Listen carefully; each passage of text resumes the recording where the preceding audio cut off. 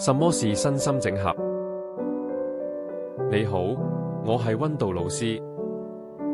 我相信真正嘅健康唔只係身體無病，而係身同心都能夠自然呼吸，柔軟而有力量。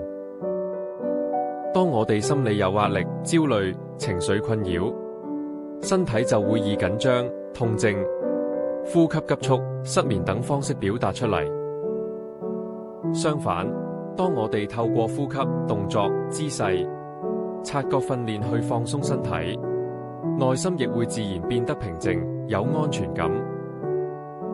所以身心整合嘅重點，唔係單純運動或者心理輔導，而係透過察覺、呼吸、動作、對話、放鬆練習，令一個人重新連結自己嘅內在狀態，達至真正嘅平衡同療癒。